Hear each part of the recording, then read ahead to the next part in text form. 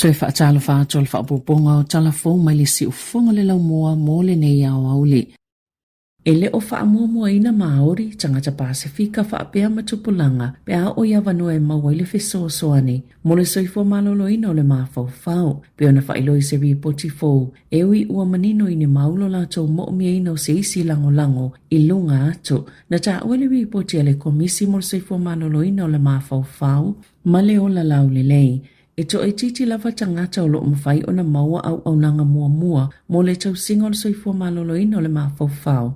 Ma ele o tutu safo ile whaatupenga o ia au nanga ma tupe o lo ave eisi au nanga o le soifua malolo ina o le mawhau. E na o le lua se fulu iwa pasene o Māori ia e maua le avanoi au nanga whaapitoa. La tau te whaongaina au nanga Māori. Ai ua whaopopo ina lava le le talia po le le maua ni avanoa tupulanga talavou. Mofo mai whaapitoa pe a whaatonuina ewa ai ia au nanga. Ua whaalia I whaamaumaunga a lea ripoti. Le pito mawalunga leo whai o e maaliliu e mafua mai le pule leola. Ia li I Māori ua tailua 5 I le fast full whatau sanga le mātutua. Ua mātauina fo I le tele o avanoa e tau fia I Māori mtangata Pasifika I potu whaesea. Whaapele whaatuputupula ia pea o le tuua tupulanga talavou I whale e tau siei ngase mātutua o lo tau fia I tutonu o whale mai. Mai ono tula I mai eni tulanga la matia o lo lantou saunga le mū.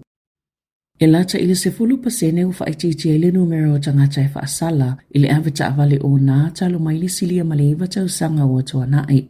Ai mai se lava I tupulanga talavou I totono New Zealand. I whamaumaunga le matanga aluenga o whaamasinonga. E 5% ua pa ua I solutulafo no e whaamaonia ma whaasala inai I lātou. E ta I sefulu iwa tau sanga malalo ifo. Tolo 2% mo I lātou e ta ilua sefulu I le ta ilua sefulu whatau sanga le mātutua. Ma le ilua sefulu pasene mo I lātou e ta ilua 5 I le ta ilua iwa tau sanga le mātutua. Na sauno Virginia Nichols le whaatonu sili o le NZABC. Ele se suwingo le numero mo tangata e ta I whaasefulu I le ta ilima sefulu whatau sanga le mātutua. E to o wha mai le to o 5 le tu pao ali I whaasalaina. Ai to o tasi mai le to o 5 le tu pao ta mai tai. Na si itia I le ono tasi male iwa pasene. Le numero tangata e tu I le polo a inga e loka I le ta avale. Pe a tango fia le ava malosi. Talo mai le tau sanga I lua afe sefulu iwa. Na whaongaina le te konolosi e whaamasinonga New Zealand, talo mai le tau sanga I lua afe sefulu valu, mo tangata ele whaatasio na whaasala, whaapea ma tangata whaatau a whaasala, ai mawalunga lava le ava malosi na inuina au ave le taavale. E otometi lava le mawhai o na ola o le taavale, pe a whai e maua le ava malosi, ele manava ale ave taavale. Na whaalia le minista o soifua maloloina o le fitu sefulu iwa miliona tālale o folofolo mo au nanga I whale o tau siai tangata mātutua. O le ama whaiona fisosoni I tangata mātutua o lo umitele le taimi e whaatalitali ai mo le tau singa o lo lātou mo umiaina o whaailo le tau maunga le malo I lea si tanga e whaapasene mo au nanga o lo whaia ma tau sia tangata mātutua I le tau sanga whaale tupe le o lo lumana inei. Na sauno Simeon Brown e aoi au nanga ona o lātou talieina tangata mātutua e whaasino pe ave atu mai whale mai whai ungo vai aso maulo o au fia lona whaatupenga I tutono lea vai ngā tupe. O se tūlanga māsani le iei peo tangata mātutua I whale mai moni taimi u umi atu au whaatali le taimi e sifia ianga I whale tausiei tangata mātutua. Mā tili whaatua iei ona te aitua ma whaititi ei fo I le avanoa mo isi ngase o lo mo umia tonga fitinga I whale mai. Na sauno le minista langolango le soifua maloloina Casey Costello ua whaisi tuwai o le ta iala o lo iai mo le tausinga o tangata mātutua. Maulo whaanga solo le whainga o suwinga ina ia mauti noe ma whaiona whaamaliaina mana onga o ia au nanga I le lumanai pe ona Liberty ai le Radio New Zealand e se fululu a whenisi moenga whaopopo. Sāmoa miena e whaatino ai au nanga mō tangata ta iwalu 5 tau sanga malungato. O lo mo mia le tau singa I totono whale tau siei tangata mātutua pe ona ta wale minsta lango o le soifua maloloina.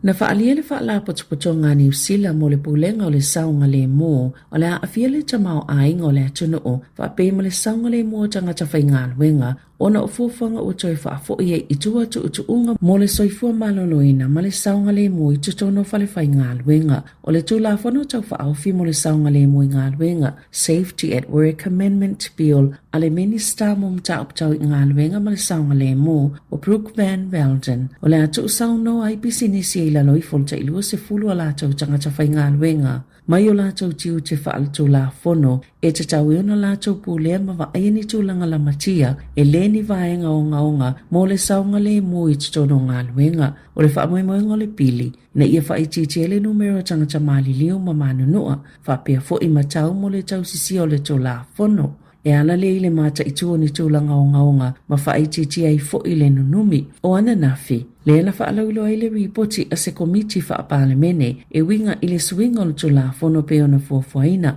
na Sāmoa Mike Cosman o le taitai whono le Institute of Safety Management i lunga le Radio New Zealand e o atu le iwa se fulfitu% o pisinisi le atunu o tama i pisinisi na Sāmoa Cosman e le o tama i pisinisi umo le a whaapeane o le au lātou le to e tu ina atu ni se e vai po o tō tini lima i whaonga mo le puipuinga ma le saunga le mo pe whaapea foi o le ao lātou le to ia o awina pe wa aia le le i lātou. Ona o ngā luenga ia lātou te whaia. Ona ele o au fie le lisi o ngā luenga i pito lama ti ai le saunga le mo. Peitai, o se fe au lea ua momoli mai ai.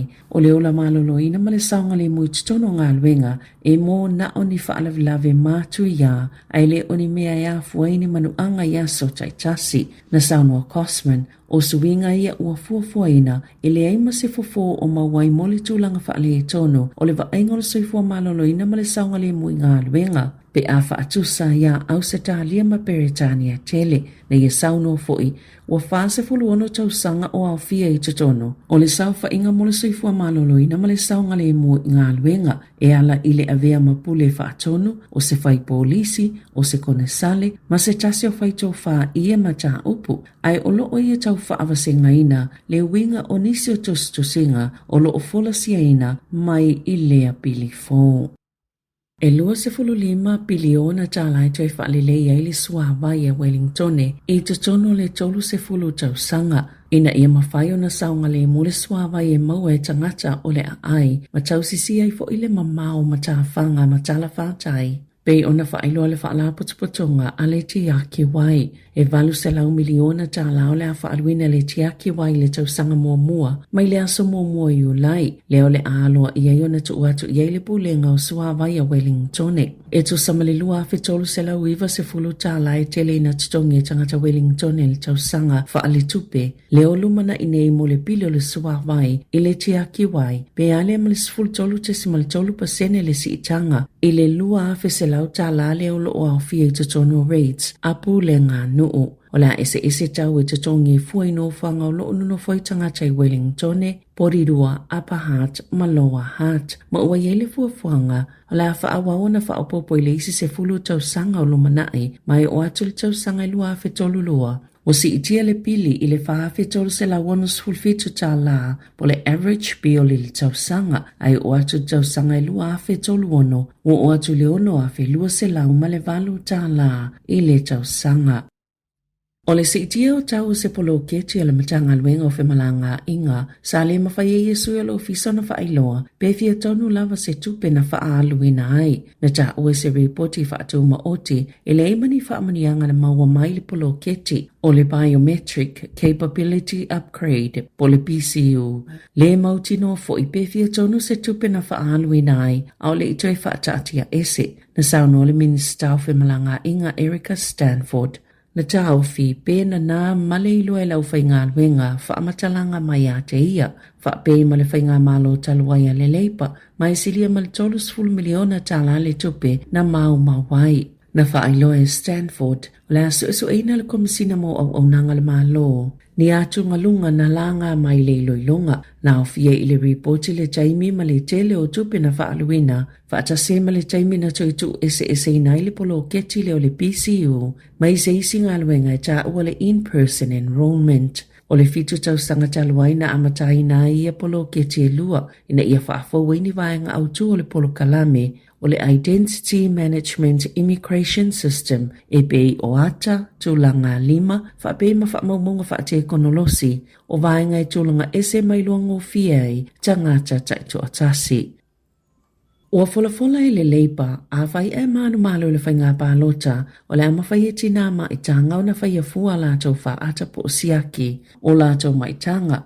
Whaapopo I siaki ta I tolu le tau sanga I fōma ai e au noa mastutongi. O se tasi o vāenga le pol kalame ua fua le leipa o le Medicard. Na saunoa le ta ita e Chris Hipkins I le asoana nafi. E le ta tauna popo le tinama o lātou ainga ini tupe ina ia mauti noa e le leimea umamu I lātou ma lātou pepe. O le taimi nei e o atu lawa I le iwa se fulu tāla le tau o le siaki le tinapa o le scan. E fua I le vaenga o le atunu olo o au mawai, e le tatau ona yeise tinama I tanga e misi sana siaki, ona ualenga fatia le tau e tatongi, pe ona saunoa Dr. Aisha Vero, le so upo le leipa, mo le soifua maloloina. Ua fuafua le leipa e amata mai ai u lailo a whelua valo, le whaamama a venga o wha atapo o scan se le eise tau e tatongi. Mai lua se fulu valu te miliona tā lai wha atupe inai, mai tupe mau I polo fiti, o le wha atau ngau whale wha o ngai whai ei pisinisi, ma whale wha atau, e no foi tangata e moeni se tupe po o polo fiti, na fola fo I le leipa,